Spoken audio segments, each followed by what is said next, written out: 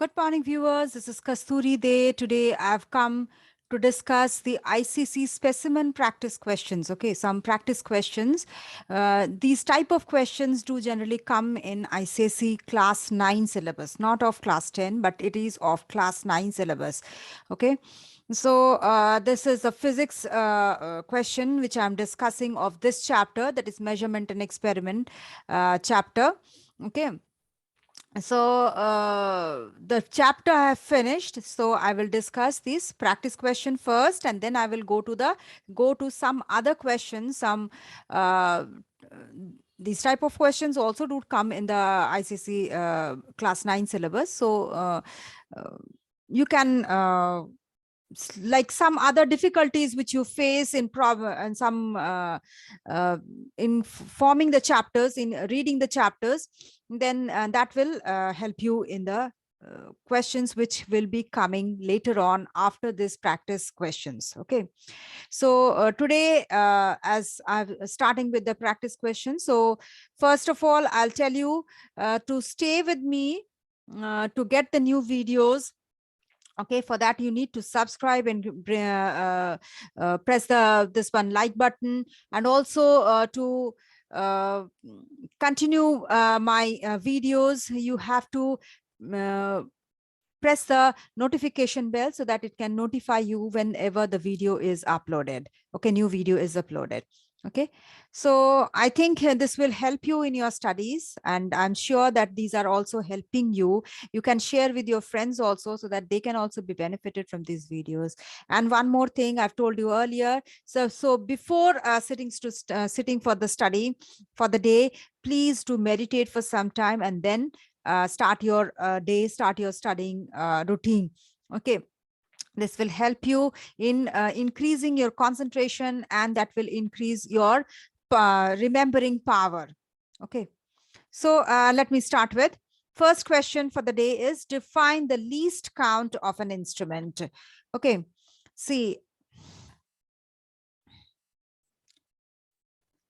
so least count of an instrument is the least measurement like distance that can be measured by this instrument accurately, by any instrument if it measures. Okay, so the least count of an instrument is the least measurement. Okay, like when you are measuring a distance, it is that how you can measure the distance in a least possible way.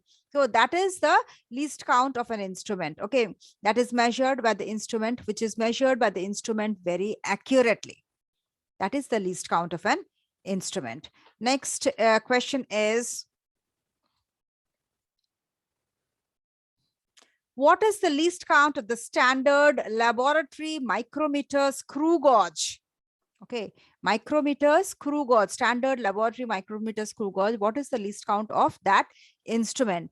So the least count of that instrument, that is a standard laboratory micrometer screw gauge, it is the ratio of pitch to the total number of divisions on the circular scale. We know that a screw gauge has a main scale and a circular scale which revolve.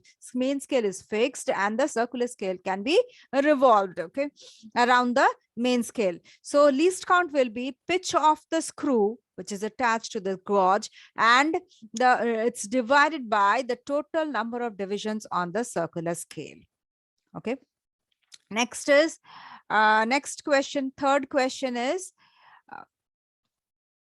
two pendulums are there which have say they are A and B. Two pendulums are there which have an equal length. The lengths are equal. Okay, suppose their length is L, so both A and B have equal length. Okay, but their bob weighs, one of the bob weighs 10 gf, another is 20 gf. That is, say, for example, say A has with the bob of A pendulum is 10 gf and the bob B weighs 20 gf. Okay, now compare their time periods and also give a reason for your answer. So say the mass of M1 is the mass of this one bob A, and m2 is the mass of the bob B. Time period, we know that is 2 pi L by G, root over L by G, 2 pi root over L by G. It does not depend on the mass. Okay, whatever may the mass be, the time period does not depend on the mass of the bob. Therefore, the time period is same. It depends only on the length and acceleration due to gravity. It is directly proportional to the square root of the length. And time period is inversely proportional to the square root of the acceleration due to gravity. So it will depend on the length. As the lengths are same, as the length of both the bobs, both the pendulums are same, therefore the time period will be same. It does not depend on the mass of the bob, whether it may be it can differ. The mass of the bob can differ, but it does not depend on the mass of the bob. So what is the reason then? The time period depends on the the time period depend on the length, and it is given that the length in both the cases are same. Therefore, time period is the same in both cases. Okay, clear? Next, we are going to the fourth question. Here, state the formula for calculating observed length in both the cases, in the following cases. Okay, first is the number of vernier scale division which is coinciding with the main scale, and the number of divisions of the main scale on the left hand side of the zero of the vernier are known. What is the formula for calculating the length in the following cases? First case is where we know that the vernier scale division is coinciding with the main scale. One condition is known, that is the number of the vernier scale, which of the vernier scale division is coinciding with the main scale. We know that. And the number of divisions of the main scale, how many number of divisions are there in the main scale on the left hand side of the zero of the vernier. Okay, that means we know the zero error of the vernier scale and also the number of divisions of the vernier scale which is coinciding with the main scale. So we need to calculate the length of the case. Okay, so what will be the length? See, observed length is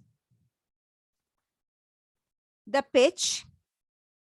Okay, and the main scale, sorry, the number of divisions of the main scale which are on the left hand side of the zero, that means we know the least count. Okay, the least count and the vernier scale division. So we observe the pitch into the main scale division plus the least count into the vernier scale division. We know the main scale division, how many main scale divisions are there, what is coinciding, which of the vernier scale is coinciding with the main scale division, that will give the vernier scale reading. The main scale division which is coinciding with the vernier scale, that will give the main scale reading. Then we know the pitch and the least count. So the observed length will be pitch into main scale division plus least count into vernier scale reading. Now, next question, next part of that question is the reading of the main scale and the number of the vernier scale division coinciding with the main scale are known. Reading of the main scale, we know it, and the number of the vernier scale division which is coinciding with the main scale, that is also known. So that will be the main scale reading. We know the least count into the vernier scale reading. Okay, so the main scale reading plus the least count into the vernier scale reading. We know the division of the vernier scale which is coinciding with the main scale, that will give the vernier scale reading. Okay, so the least count into vernier scale reading. The observed length will be main scale reading plus the least count into vernier scale reading. Okay, I think you have understood this. If you have any doubt, you please write in the comment box. I'll try to clarify you. Okay.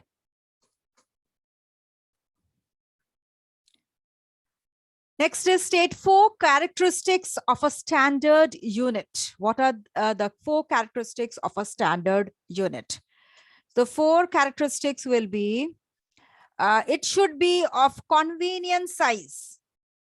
Okay, the standard unit should be of convenience, neither too large, neither nor too small, because that will be very difficult to manage, very difficult to understand and measure. So the standard unit must be of convenient size. It should not change with respect to place or time. Otherwise, it cannot be standard.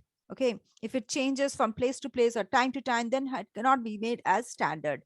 So it should not change with respect to place and time. It should be well defined and it should be easily reproduced. It can easily be reproduced. Okay, so four characteristics should be there. That is, it should be of convenient size. It should not change with respect to place and time. It should be well defined and it should be easily reproduced.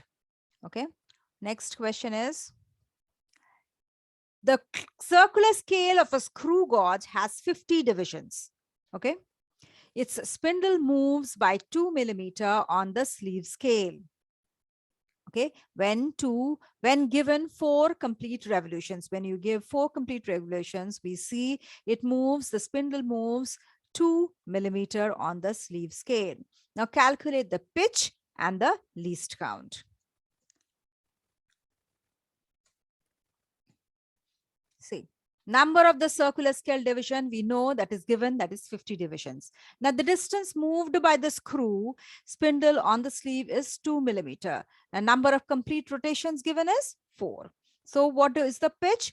Distance moved by the screw on the sleeve, that is 2 millimeter, divided by number of complete rotations, that is 4. That means 2 by 4, that is 0.5 millimeter. That is the pitch of the screw gauge. Then we need to find the least count. So pitch we know, that is 0.05 centimeter, 0.5 millimeter, that means 0.05 centimeter. Now least count is pitch by number of circular scale divisions. So pitch we know 0.05, and how many divisions of the circular scale? That is 50. So 0.05 by 50, that means 0.001 centimeter is the least count. Okay, next question. Okay. Define simple pendulum and state 2 factors which determine the time period of the pendulum. Write an expression for the time period of a pendulum, stating clearly the meaning of the symbols used. So first we need to define the simple pendulum, 2 factors which determine the time period of the pendulum, and an expression for the time period of the pendulum, which will state why we use the symbols in the time period. Okay, in the time period formula, why do you use the symbols? Okay, so let's see what is the answer. A simple pendulum, it is an instrument. So it's the definition first. So first part was the definition. So simple pendulum is an instrument with a very heavy point mass suspended from a rigid support that is known as bob by a weightless and inextensible string, which will oscillate freely without friction about a point to which the upper end of the string is fixed. Okay, so what is that? It is an instrument with a very heavy point mass, which is suspended from a rigid support. So point mass is the bob, and it is suspended from a rigid support, which by how it is suspended from the rigid support? It is suspended by a weightless and inextensible string. The string should be weightless, that is, it should not have any weight, and it should not extend. So it should be inextensible string which can oscillate freely. Okay, without any friction about a point to which the upper end of the string is fixed. Upper end is fixed, and that is a rigid support from which the string is suspended, and that string should be weightless and inextensible, and it can oscillate freely without any friction. Okay, and from the other end of the thread will carry a very heavy point mass that is known as the bob. Okay, so this is the simple pendulum. Now, what are the factors which determine the time period of the simple pendulum? The time period is directly proportional to the square root of the effective length. Okay, effective length is what? The length of the string, which is weightless and extensible, and it can oscillate freely without any friction. So that is the effective length. Okay, from the length plus the bob radius of the bob. Okay, till the middle portion of the bob. So the radius of the bob is also included in the effective length. Okay, so the length of the string with the radius of the bob constitutes the effective length. The square root of that effective length is directly proportional to the time period. Okay, and time period is also inversely proportional to the square root of the acceleration due to gravity. Okay, if the acceleration due to gravity in the first condition, that is, if it is directly proportional to the square root of the effective length, that means effective length, if it increases, the time period also will increase. Okay, and for the second condition, that is, time period is inversely proportional to the square root of the acceleration due to gravity, is that if the acceleration due to gravity increases, the time period will decrease. Okay, how much? If the acceleration due to gravity increases 4 times, the time period will increase twice, because it is inversely proportional. Sorry, decrease twice, because it is inversely proportional to the square root of the acceleration due to gravity. In the first case, if the effective length increases 4 times, the time period will increase twice. It will increase twice because it is directly proportional to the square root of the effective length. Okay, understood? Next is, why have we mentioned these symbols L, G, 2 pi like this? So T is time period, L is the effective length, G is acceleration due to gravity, and 2 pi is the constant. Okay.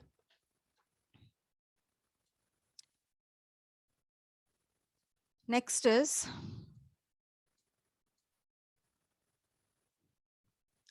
define time and state or define the following terms. One is solar day, mean solar day, an hour, minute, second, year. Okay, so we need all the definitions and as well as the time definition also. So next we will move on to these definitions. So first is time. Time is the measured or measurable period during which an action, process, or condition exists or it continues. So that is known as time, which is measured or a measurable period. Okay, it is measured a period or it is measurable. It can be, the period can be measured. Okay, where the action is continuing, or the process is continuing, or condition is existing or continuing. So that period during which this process is going on, that can be measured, that is known as time. Next is, we are coming to solar day. Solar day is the time between successive meridian transits of the sun at a particular place. That is the period of time during which the earth makes one complete revolution on its axis. That is one complete rotation on its axis. Okay, so from one meridian to another meridian. Okay, one meridian to another meridian, when the sun when the earth is moving and transiting, the sun is transiting from one meridian to another meridian at a particular place. That is, earth is rotating around its axis, one complete rotation. That is known as solar day. That consists of, it's 24 hours. Next is mean solar day. What is mean solar day? The time between two successive passages of the mean sun across the meridian at noon. Okay, during the noon time, when the sun is crossing the meridian passages, or the mean sun which is crossing, okay, it is equal to 24 hours and 3 minutes and 56,555 seconds of the mean sidereal time. What is mean sidereal time? Sidereal time means the apparent motion about the earth by the stars take certain time, that is known as sidereal time. So what is sidereal time? It is the apparent motion about the earth. Apparent motion, that is not actual motion, but it's an apparent motion of the about the earth by the stars. We know that the stars do not move, the planets move. So it is the apparent motion about the earth by the stars which takes certain time, and that is known as sidereal time. And the time which is equal to 24 hours 3 minutes 56,555 seconds of the mean sidereal time, that is known as mean solar day. It is the time between two successive mean sun passages of the mean sun across the meridian at noon. Okay, next we come to an hour. It is a period of time which is equal to 24th part of a day.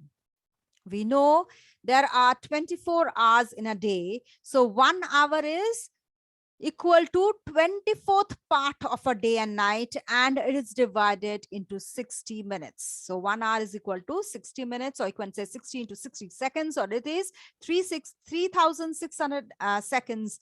1 hour is equal to 3,600 seconds. Okay. Next we come to minute. It is a period of time which is equal to 60 seconds or a 60th of an hour. Okay. Second is, it's the base unit of time in the international system of units and is equal to 1 by 86,400 of a day. Okay, it is the base unit is the second, base unit of time is second according to international system of units, and it is equal to, the value is 1 by 86,400 of a day. Okay. Now, the definition of year, it is the time taken by the earth to complete one revolution around the sun, which is equal to 365 days or 366 days in a leap year. So time taken by the earth to complete one revolution, that is known as an year, and that is can be equal to 365 days, or in a leap year, it's 366 days. Next is,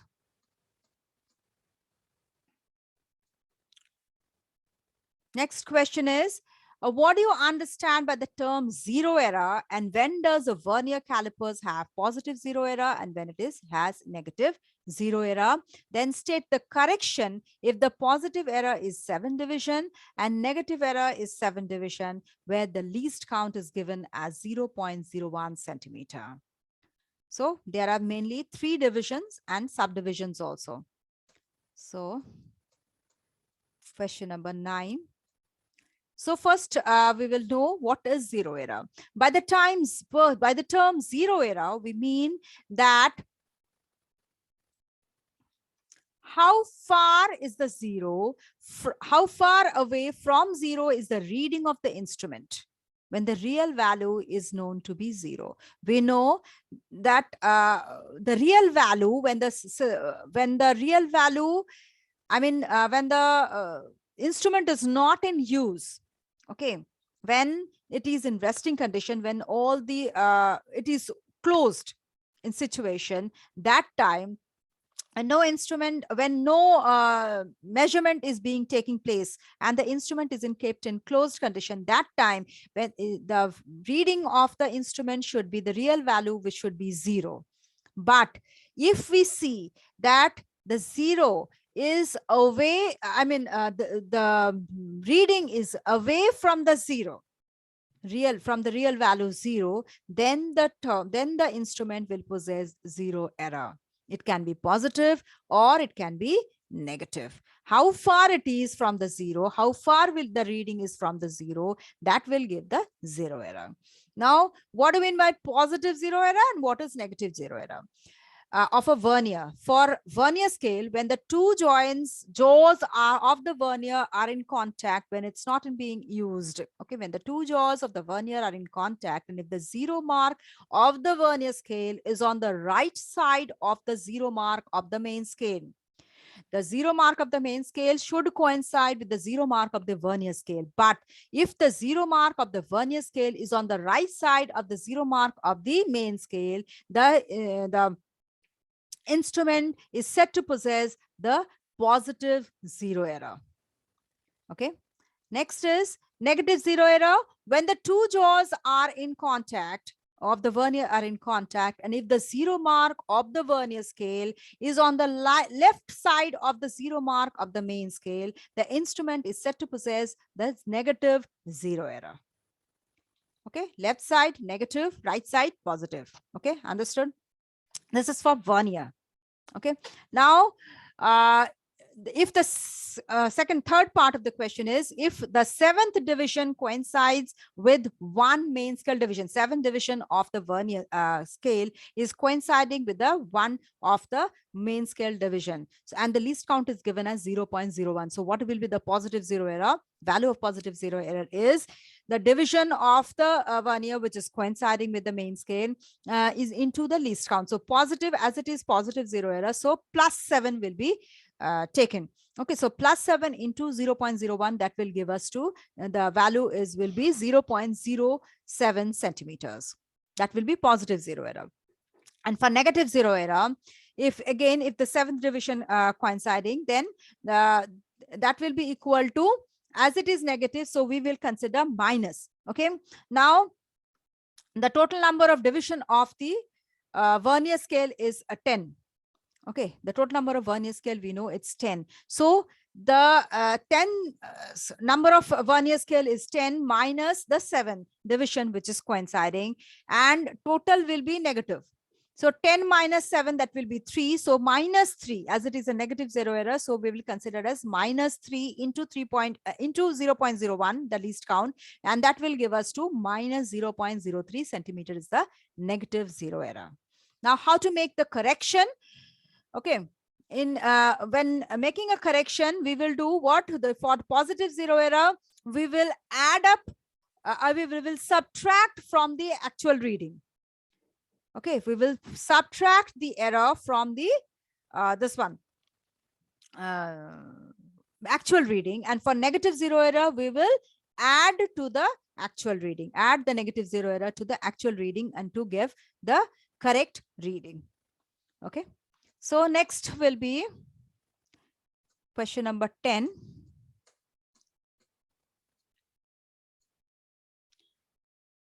Okay. What is the approximate diameter of the orbit of the Earth around the Sun in AU and in SI unit? Okay. So in AU,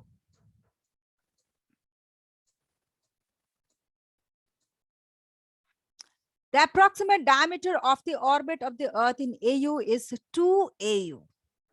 Okay, as 1 AU means the mean distance between the Earth and the Sun, which is the radius of the Earth's orbit.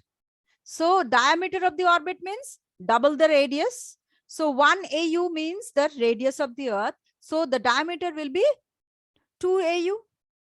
In SI unit, 1 AU means 1.496 into 10 to the power 11 meters. So 2 AU means 2 into 1.496 into 10 to the power 11 meters, and that will be equal to 2.992 into 10 to the power 11 meters. Okay, I'll stop here. Some more questions are there. I will discuss them first, and then I will move on to the other questions, and that will require time. So first, we will complete these practice questions, what questions are left over, and then I will start discussing the other questions of this regarding this chapter. And next, I will move on to the biology section, biology second chapter I will discuss. Okay, so go through these questions. If you have any doubt, if you want some other questions to be discussed regarding these ICSE practice questions, not other questions, later on I will discuss the other back questions regarding this chapter. Okay, so go through this. If you have any doubt, you can always ask me, write in the comment box. You can ask me in the email box also, that is kasturi74@gmail.com. Okay, and please stay tuned with me to know the new videos which are coming get the notification of that. So you need to press the bell icon, and also do press the like button, and also do share with your friends so that they can also be benefited from these videos. Okay. And last and but not the least, please to meditate before sitting for the studies. Okay. So thank you for watching, and have a good day.